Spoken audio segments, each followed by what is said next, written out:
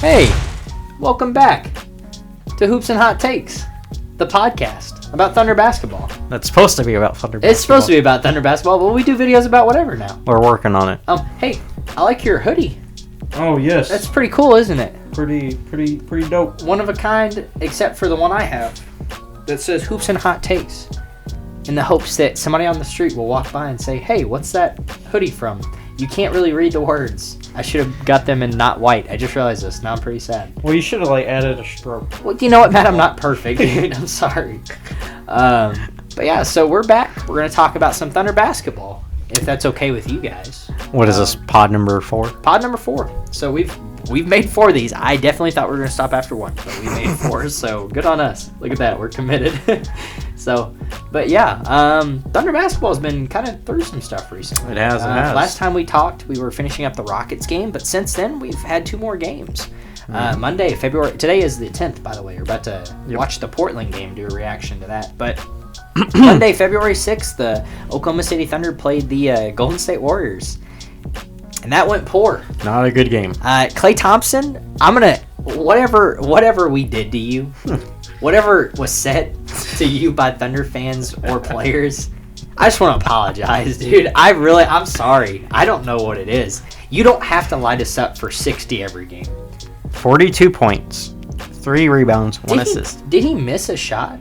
Yeah, he hit 15, 15 for 22. Oh, man. But 14 threes?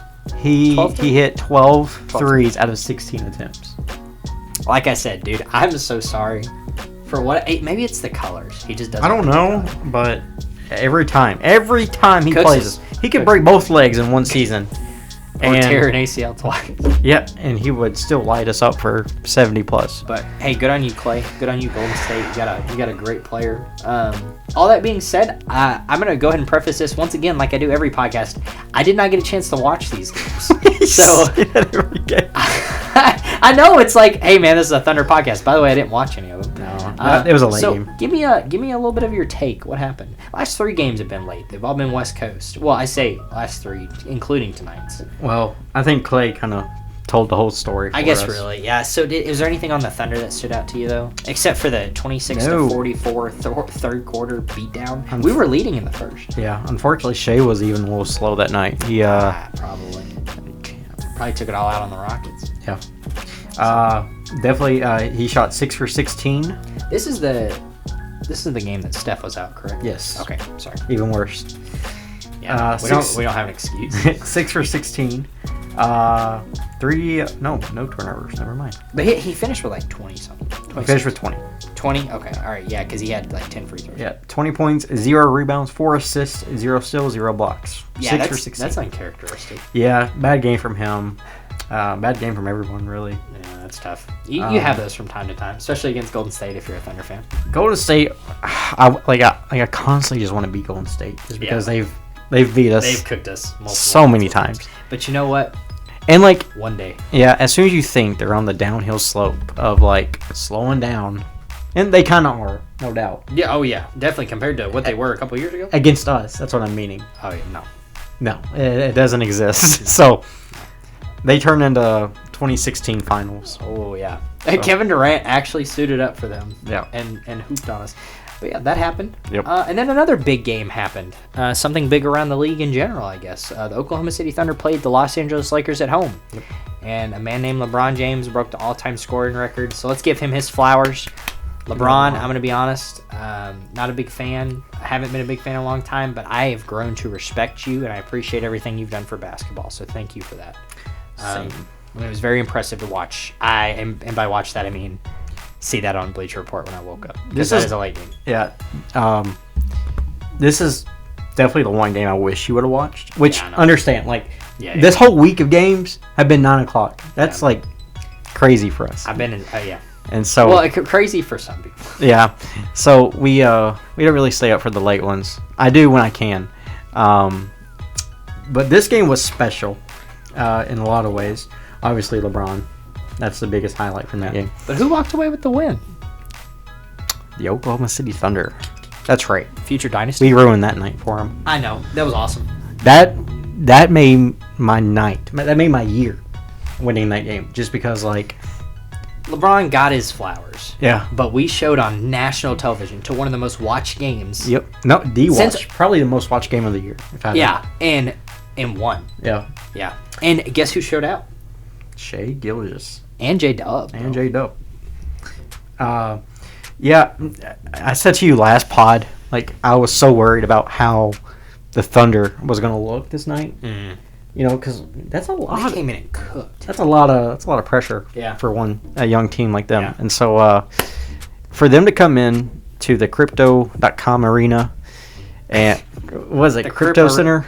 Yeah, that's right, the Crypto Arena. Yeah, for them to come in there and get a W on like the biggest night in that state or of the year. Oh, dude, in a long time. Yeah, like that's huge. Yeah, a lot of pressure.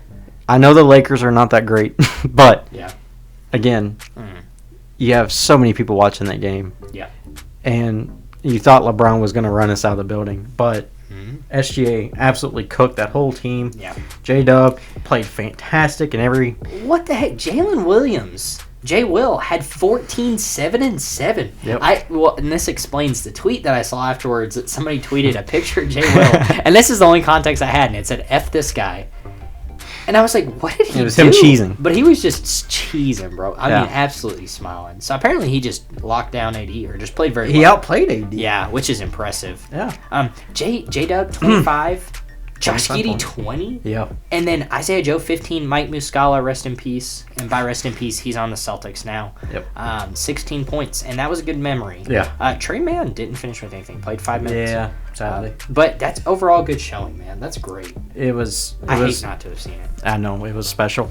Russ had a good game. Yes, he had a great game. 27. I mean, that's awesome. Anthony Davis coming back from injury. You can't expect much. Yeah. Rui, okay. But LeBron with 38, man... We're witnessing. We're witnesses. Yeah. I mean, and by witnesses, like I said, I was asleep, but Bleacher Report told me the next minute. So. What a great game to win. It was a great game. I really wanted to win that. Without Dort, too. Yes, without Dort. So, if Dort was playing, LeBron would have had 3.8 points. That was dumb. I'm sorry. It would have been amazing, like, if we walked into that building, got the W, and... Locked him down. 38's a lot of points. It is. So I really didn't think even if we didn't lock him down, that's hard. Every point that night was like so like it felt like just every point mattered. Obviously it did, but like you could see him like trying to get 36. Some nights you can just see him. He's just popping points. Did it on a jump shot too. Yeah, but like you can tell like every single point that night was just like, oh my God, we're one step closer. Man, that's history. That doesn't get broken. I know. It's in a while. Yeah. Not for a long time. The next 3 closest players are Kevin Durant, James Harden, Russell Westbrook. No, active players. Yeah. Active players. Which is wild. 3 Thunder legends. So, all that being said, do you have anything else to add? But other than it's just a good game for the Thunder. Great game. It was amazing. Loved it. Loved it for both sides. I love seeing LeBron breaking the record. Pretty special to see. Yeah. But it was even more special to see the young Thunder team come in and handle business. So I think you brought this up. A great video idea we should do is I want to watch those highlights and then kind of talk about that a little bit. About LeBron in general. Just as basketball fans. Yeah, for sure. But speaking of some good young Thunder guys. It's a tongue twister right there. Okay. Slytherin. Let's talk about. I think you want to talk about Jdub and Jwill, the Jalen duo. Mm-hmm. So what are you thinking? What do you got? Kind of their potential, or kinda. Talk about just how they've blossomed and how they've grown or how they fit into the team. So exactly. So Jwill, we'll start off with him. Dude, what a pickup! Second round. That's why every time I see Presti getting the second round pick, I'm like, that's another Jwill. It's another Jwill. How many people can you play though? Man, I hope he stays with this team. This was filmed after the trade deadline, by the way. Which I mean, by the time it goes up, y'all know that the trade deadline's already done. Yeah. But moves have been made. Second round picks have been acquired. Yeah. Man, Jwill, such a good player. I think. I kind of wanted to know, what is your favorite element of his game? Like, what impresses you most about Jwill? His energy. Yeah. I think that man is a fan favorite, Yes, absolutely. team favorite, and just a everything favorite. Because every time he does something, there's this energy from the crowd and from the bench. He's a game changer. Every charge is such a turnaround. Man, a charge is so big in the NBA, and he actually has taken 13 charges this season. Yeah. He is 5th in the league in total charges, with number 1 being Kenny Hustle. That's crazy. So, dude, he's just a, like we talk about it all the time when we look like tough as nails. Jwill player of the game. He only averages 5 points per game. He's shooting 50% from 3, but he only attempts 1 per game. But he just fits in so nicely. He's just he off the bench is like one of those guys that like teams would kill for. I think exactly. As a rookie, he's coming in and looking like he's comfortable. Like I don't need him to score that much. I just need him to make the small little hustle plays. Really, know where to be. Kind of who to pass it to. He's a great passer. Yes. Vision is amazing. Yes. What is your favorite aspect of his game? It kind of like I was going to say the same thing almost as like the small little plays he makes is a huge game changer for momentum and like the charges. Like for example, the night we played the Rockets and Sengun got two charges called on back to back within the minute. Like that completely shifted. Everything. Yeah. That they even made like Sengun turnover. Yeah. And put 2 fouls on him. Yeah. And Sengun had to go sit on the bench. Yeah, and cry. So like you said, no, Jwill's not going to put up 20, 15 points. You don't need him to. But like everything else, he knows how to do. And the offense will follow for, You'll get more confident. He's got a jump shot. Yeah. He can shoot. He can shoot. He can drive too. He can drive. He did this nasty Euro against the Rockets. And did a little, you know what I mean? Yeah. Like, so, man, I think he is just a diamond in the rough. Yeah. I hope we can keep him and develop him. Yeah. It's just so hard to develop so many players. I know. That's my only fear for Jwill is like, as nice as he is, and like as much as we want him to stay around, unless when we Chet do comes something back. Yeah, unless we do something, we got 4 other rookies coming next year. Not this year, but next. This next year we have 1 pick. Yeah. Or this coming draft we have 1 pick. Then next year it's the year 4 of the picks. Yeah. Which we've already seen. It's hard to develop all those guys. Yeah. Especially with one of them being hurt. So when Chet comes back, Jwill's minutes down. Yep. The good thing is we move Muscala at the deadline. Yeah. Get a little bit more time for Jwill to develop, because behind him it's really Poku and Dre, and they're not true center positions. No. So if we keep him, I'd love it for the Thunder itself. Yeah. And just a great off the bench fan favorite. For sure. But who does? Yeah. So, and then Jdub, the other diamond in the rough that we got. So Jdub, 12 points per game. It feels like it's a lot more. 3 assists. Oh yeah, and 4 rebounds a game. He's shooting 50% field goal percentage. Yep. I like 5 to 10 shots per game. That's what he puts up. But I've got something I got to tell you, Matt. Okay, go ahead, shoot it.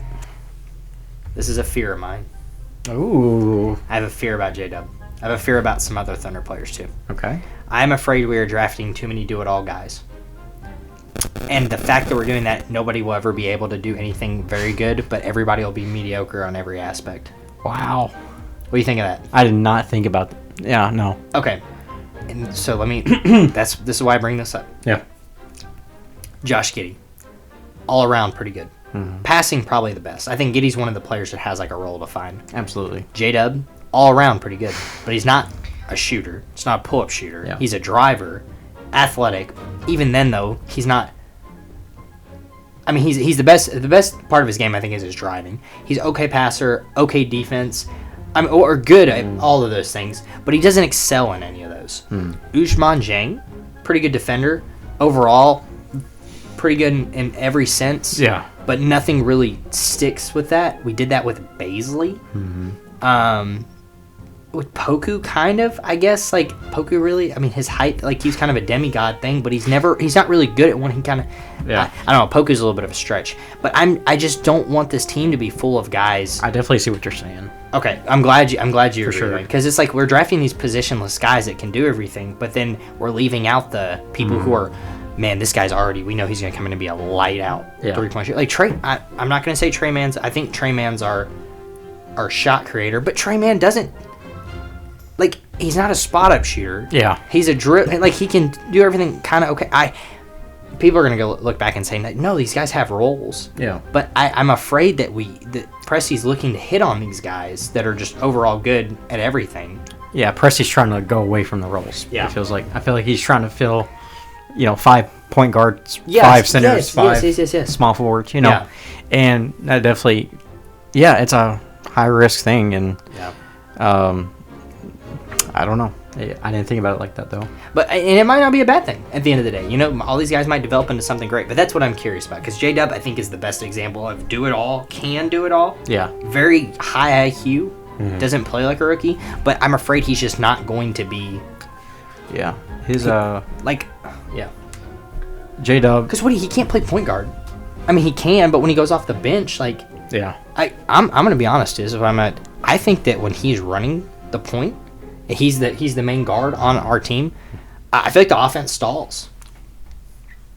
Yeah. I don't know if you've noticed that, but when it's him and then some other players on the yeah, when he's like because I don't think he's got the shot creation that we need because he's got a drive or I agree. I think he's brilliant in fast break situation, but I think maybe what a role with that is like who's surrounding him, Yeah. Which. I guess at that point it's Trey Mann, Isaiah Joe. That's what I'm thinking. Kind of that second unit. Yeah, and I'm not saying the second unit sucks, but again, it's definitely going to play a role. Like if he had Shea and Giddy beside him, that might. That's what in the starting lineup. I think he's good because Shea and Giddy can do what they do, and then Dub comes in and Jdub is. He belongs in the starting 5 for years. I think he's like our. I think he needs to start at the 3 for years to come. Okay. I think he is our starting 3 just because he does so many good things. And like what then? Driving. But why do you want that at the 3? Shea's already driving more than anybody else. Yes, we need him to shoot more though.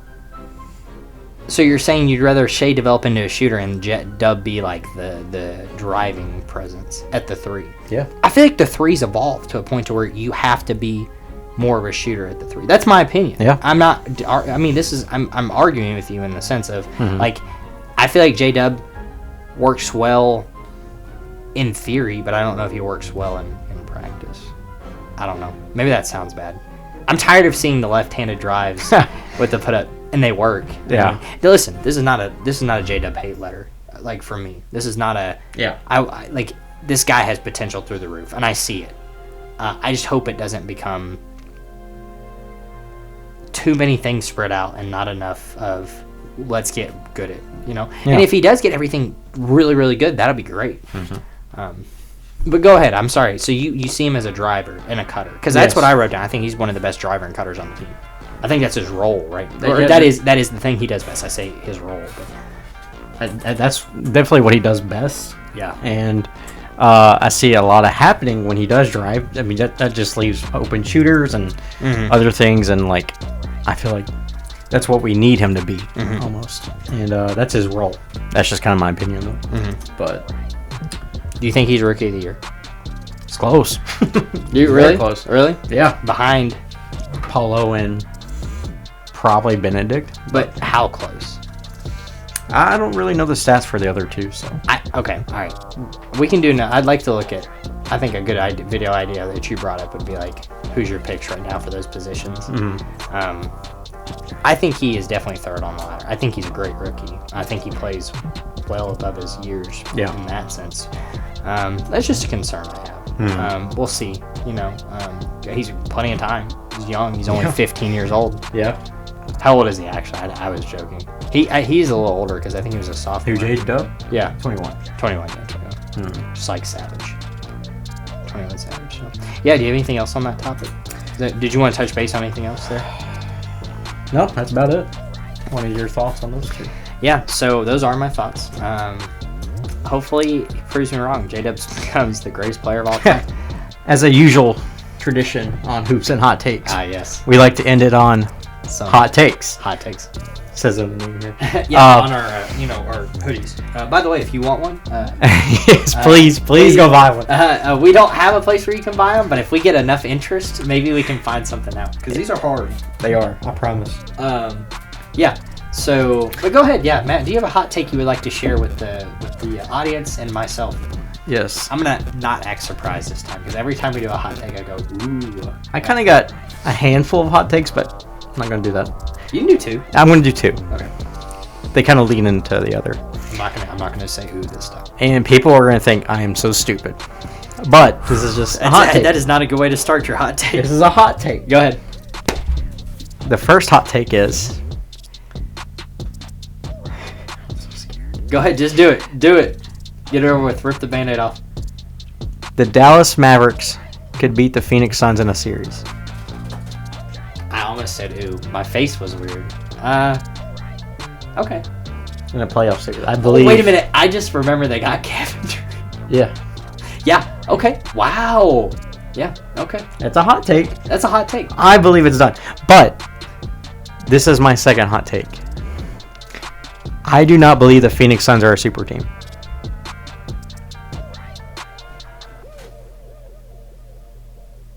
Can you say that again? I don't think. One more time for the people in the back. I do not think the Phoenix Suns are a super team. Chris Paul. Mm-hmm. Devin Booker. Mm-hmm. Kevin Durant. Mm-hmm. DeAndre Ayton. Yep. And you're going to tell me they're not a super team. Chris Paul. I think he's washed. I think his stats are saying he's washed. DeAndre Ayton. Not having the best year. Clearly unhappy in Phoenix. I definitely don't see him performing like he did in the finals against the Bucks that one year. You do have... There's 6 in the West. Yeah, so Chris Paul, DA, and then no doubt, Devin Booker, Kevin Durant. Solid players to have on your team. But who do the Suns have outside of that? Landry Shamet. Mm-hmm. That's one, but you're worried about the starting 5 because if you look at a super team in my eyes is 8 to 10 man deep. You know, like that's just I get, of course. That's fine. Okay, I agree because when I was thinking of the Golden State Warriors. Yep. But the Golden State Warriors had a starting 5 of DeMarcus Cousins, Kevin Durant, Klay Thompson, Draymond Green, and Stephen Curry at one time. But then their bench had some role players. Yes, they had some solid role players on that team. What I mean, Cameron Payne is really the only one I can think of. That's what I'm saying. Like outside of that 5 or 4, who is it? Like I don't know, man. I don't know. I see where you're coming from. Mm-hmm. I'm not denying your take. I'm just, when they win it all this year, we're gonna look back and be like, wow.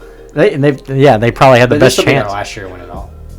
Ooh. You're right, because Chris Paul is like. Yeah. I think Chris Paul's done. I think you're right. I think he's got game left in him, but I only think he's getting worse. Yeah, exactly. I think so too. But if he plays, DeAndre Ayton averages 18 points, 10 rebounds, 2 assists, but doesn't want to be there, like you said. Does not want to be there.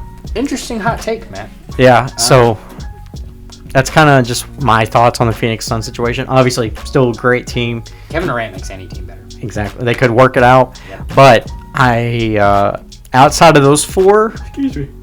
Who do they have? And you need a good bench going into playoffs. Yeah, that's true. Because as soon as Katie or she gets hurt, you have to bench. Yeah. Okay. So I don't know how I'm gonna follow that up. I think I got 2. The first one is I think that the Oklahoma City Thunder will overpay for Mikal Bridges this offseason with picks. I think they will give up 4 first-rounders for him. Ooh. And then the Nets will take that and fleece the Thunder for him.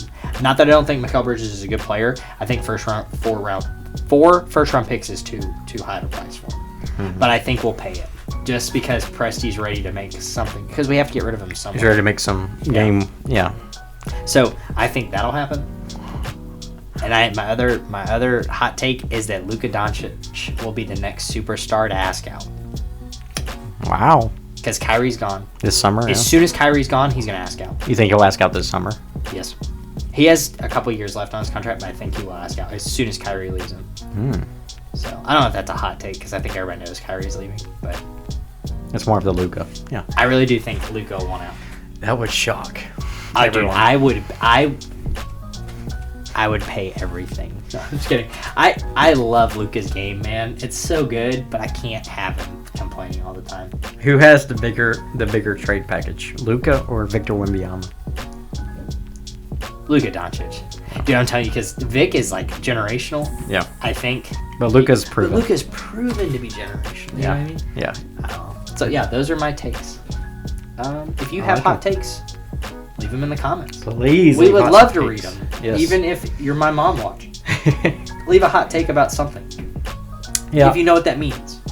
But seriously, we appreciate you watching. Mm-hmm. We would love to react to more things and keep this channel going. I think that's kind of this is hard. We're gonna blow up one day, dude. This is hard. I'm gonna be honest. This is a lot of work on a Friday. Most Fridays. So especially with stuff coming up. Yep. But we appreciate you watching. Yeah, for sure. So and we will see you next time. Catch you on the next pod.